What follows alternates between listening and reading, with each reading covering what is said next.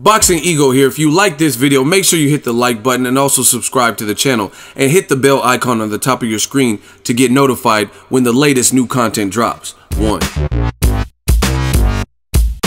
With Canelo Alvarez's withdrawal from the Canelo Golovkin rematch, Canelo reduces Golovkin's star power. Some changes may happen with the May 5th fight. Stay tuned. What up, fight world? It's your boy Ego, and I'm back with some more boxing. Make sure you smash the like button. Also subscribe to the channel for the latest and greatest in boxing. If you want to become part of the gang notification gang, please hit the bell icon. Shout out to the super chat channel donations, the Venmo donations, and the Patreon family. We working now with Canelo testing positive, failing 2 drug tests with clenbuterol. This Canelo Golovkin date, May 5th. Obviously that fight's not happening anymore. You should know that unless you live under a rock. But this whole thing is looking like a mess to me. Shout out to Lance Pugmire with the Los Angeles Times.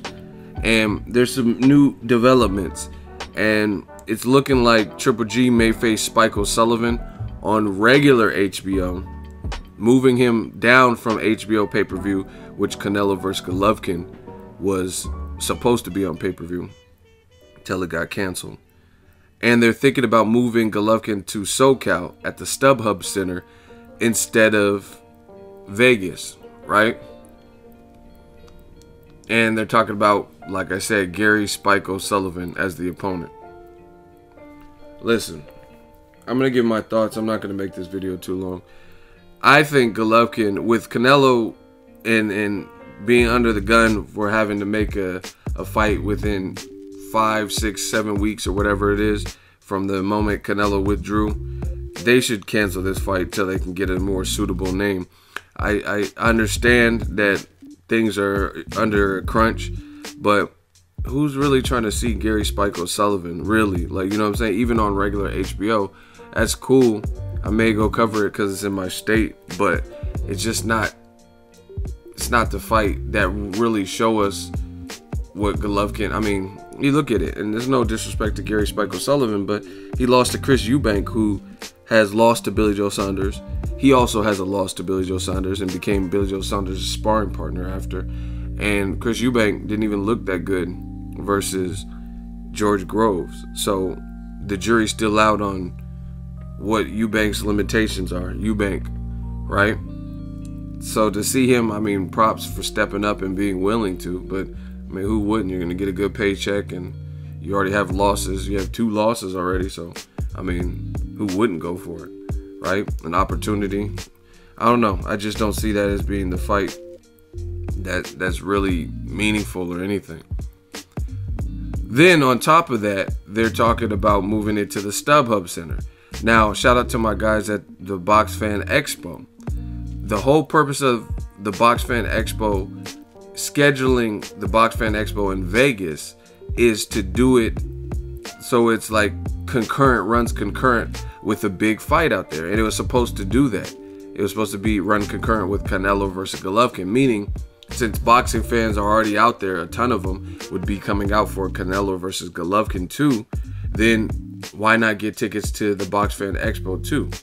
But now with the Box Fan Expo in Vegas, and Golovkin's fight maybe being shifted to California, then that's not going to be a easy task for fans. You know what I mean? A drive from Vegas to California is like 4 hours. So before, you could just go to the Box Fan Expo all day in the morning, and then it'll start wrapping up by the nighttime. So by the time the fights come on, you can, you know what I mean, go back to your hotel, change clothes, shower, and all that, and then head to the hotel. So that kind of messes up that whole event for the fans, because it was, before, it was like a one-stop shop at Walmart. This also proves to me that Golovkin doesn't have the star power that some people like ESPN and Tom Loeffler said he had, because now they're shifting it to StubHub. He trains out of Southern California, so they're trying to possibly move it to Southern California, where they think he has the best shot of fans coming out, because he has done good numbers at the Forum. He's fought at the StubHub, I think, with Rubio, stuff like that. So they don't have, to me, this stipulates, just look at the changes ever since Canelo dropped out. that's how you know Canelo's the A side, and Canelo was part of the demand because his star power. Because as soon as he drops off, they're talking about keeping the date, but moving it from the T-Mobile brand new arena to MGM, you know what I mean? Which is an older venue, and I think it's smaller. They're both MGM properties. They were talking about moving it to MGM. Now they're talking about moving it to California. Obviously, they feel more comfortable with Golovkin's fans coming out to a Spike O'Sullivan fight, probably in California, where he's at least resides. You know what I mean? Gets his hair cut. Shout out to my dudes at Ferns. Stuff like that. So that's like a couple venue switches, like downgrading. The StubHub definitely is not as new and high tech, and it doesn't seat as many, if I'm not mistaken, as the T-Mobile Arena. You know what I mean? So that just shows you, without Canelo, this whole thing is not the same fight, right? And then demoting it from HBO pay-per-view to HBO, just because they realize that fans aren't going to pay for this fight on HBO pay-per-view. It's not that type of fight, in my opinion, right? So it's evident, without Canelo, Golovkin's star power, he needs an appropriate dance partner. And that's how most guys are. Most guys, unless you're Canelo, Anthony Joshua, or Floyd, most people don't have the type of star power that's going to demand, no matter who they fight, is going to do good numbers regardless. You have to be a very big player in this game to have that type of star power. You know what I mean? It's going to be dependent on the dance partner. And even when Golovkin had a good dance partner with David Lemieux and Danny Jacobs, those were good fights, especially the Jacobs fight. It still didn't do good numbers on pay-per-view. So they know a Spike O'Sullivan, he's from Ireland. He hasn't really built an immense following in America. That just wouldn't work. But that's the latest. I mean, obviously, we got to blame Canelo for all of this initially, because he's the one that had some in the system. He's the one that had to withdraw.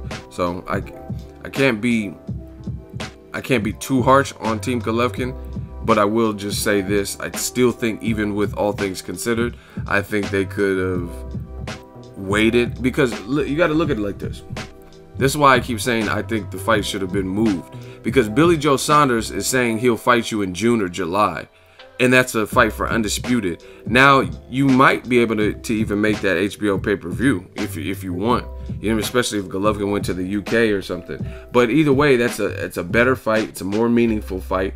Billy Joe Saunders beat the guy that you're linked to possibly fight. It is better than Jaime Munguia, right? Things like that. And it's actually meaningful, because now if you beat Billy Joe Saunders, you go into the Canelo fight when they rematch as an undisputed champion. So it makes that fight even bigger. Plus, the whole basis of the Mexican dates are preferably a Latino fighter against you that has a name, that has some type of buzz, that has his own following on Cinco de Mayo weekend.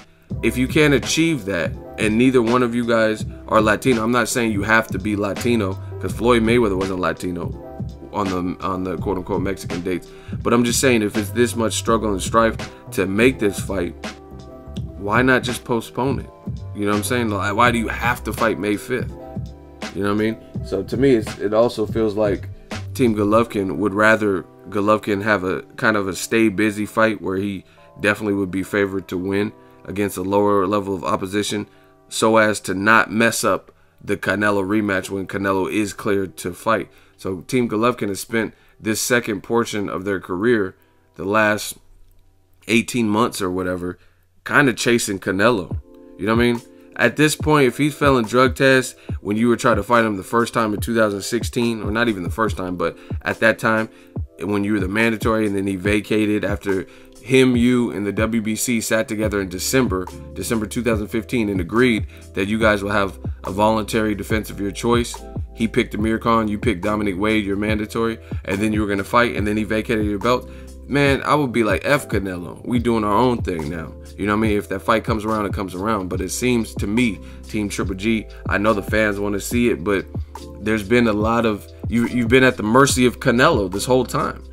When you wait around thinking he's going to fight you, and then he vacates his belt, then you're getting ready in camp in preparation for your rematch, then he fails 2 drug tests. You know what I'm saying? So it's like, even before this, before you knew Canelo was absolutely going to rematch you, that Billy Joe Saunders was screaming, I got me pinned, I want a couple fiends me way, I got me pinned, I'll fight you, right? And then you were in negotiation with Frank Warren, and then De La Hoya threatened you, hey, if you fight Billy Joe, then the fight's off, we need time to promote it. And then Team Triple G listened to De La Hoya and like, okay, we don't want to mess up that Canelo bag. So they listened to him, and then you waited all this time, and he fails a drug test, so the fight still gets canceled. I'm telling you guys, it makes no sense, in my honest view, to wait around for one motherfucker in boxing. Amir Khan tried that. He waited his whole, some would argue his prime, or the last couple of years, chasing a big fight. Chasing a fight with Floyd Mayweather. Oh, I think I can beat Floyd. Like, right? Chasing Pacquiao. And you still ain't got... Lucas Matisse is about to fight Pacquiao, who's a bigger puncher, and you still ain't got the Pacquiao fight. Just listen to that. Amir Khan wanted the fight in Dubai, and allegedly there's investors to make Pacquiao, Amir Khan, etc. And you didn't get it. But Pacquiao's fighting in the obscure Malaysia against a big puncher in Lucas Matisse, who has a belt, a version of the belt, WBA. And Khan's fighting Phil LaGreco, still don't have a Pacquiao shot. That's why it doesn't make sense to wait around for guys. So it's disappointing, to say the least, from Team Triple G, that it seems like I said, the last 18 months, they're letting Canelo be the Geppetto. They're letting Golden Boy be the Geppetto and control and steer their career. I would just say F that. Let's wait. Let's see if HBO has a date for us in June or July. Take a little breather so you don't overtrain. And then fight Billy Joe Saunders. Fight Derevyanchenko. Fight Demetrius Andrade. You know what I mean? All better fights for HBO, for the fans. I mean, if the Box Fan Expo, like I said, is supposed to run concurrent, if that's already ruined by you going to StubHub, and you know what I mean, a lot of the logistics that initially made sense when Canelo was the figure don't make sense anymore. Wait. Plus, Golovkin's not Mexican, right? Neither is Spike O'Sullivan. So you really don't have to use those quote-unquote Mexican dates. Again, that was a big deal for Canelo. Canelo wanted to, after Mayweather retired, he wanted to inherit those dates. But that doesn't really have the same significance to you.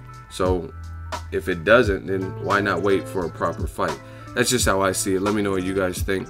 Golovkin may fight Spike O'Sullivan at the StubHub Center as opposed to in Vegas. This whole thing just seems a mess.